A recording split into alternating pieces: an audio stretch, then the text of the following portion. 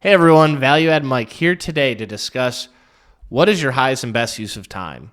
For those who don't know, my name is Mike Taravello, Value Add Mike, and me and my business partners manage over $100 million in commercial real estate, specifically in the multifamily sector. And today I wanted to create the space for the limited partners, entrepreneurs, and high operating minds to create the space to ask yourself, what is your highest and best use of time? For those who are just entrepreneurs, go-getters, you know you can do anything you can and you put your mind to. But it's super important to just ask yourself, what is your highest and best use of time? When we look at real estate, a lot of people ask me, why do I not just create a property management company? And that's because the first thing I say is it's not my highest and best use of time. My highest and best use of time is calling brokers to find the next deal, talking to investors to make sure that they're onboarded and we can raise funds for those deals, and asset manager calls with our property managers to make sure our investors are getting paid on our existing deals. And so once you have those 2 to 3 things segmented for your life and your business, everything else needs to get removed.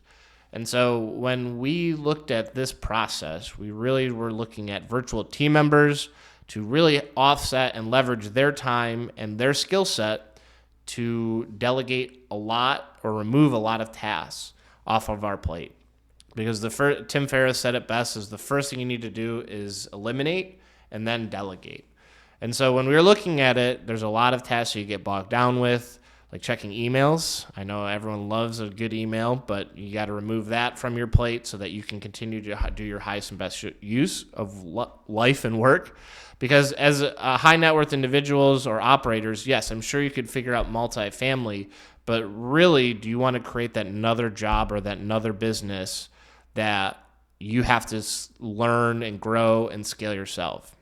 And that's why we're focusing on the acquisitions and asset management side, and we have a lot of systems on the asset management side to help making sure that we review the deals and operations the same way every single time, and we're tweaking those systems. So I always look at this as an exercise of creating that space to what do you need to eliminate. So when I first hired my first virtual assistant and virtual team member, the first thing I did was making sure the reporting that gets done weekly gets off my plate, because I wanted to teach my virtual team member the numbers and what it goes into a multifamily property. And then that evolved into property manager call prep, which was a wish list for our team and system. Then that evolved into emails because she knew which team members were associated with which properties, which then evolved into hiring an analyst. And so as you hire virtual team members, it doesn't happen overnight where all of your time is protected, but think of it as milestones of, I got this off my plate, I got this off my plate. Now we hired someone else to get something else off our plate.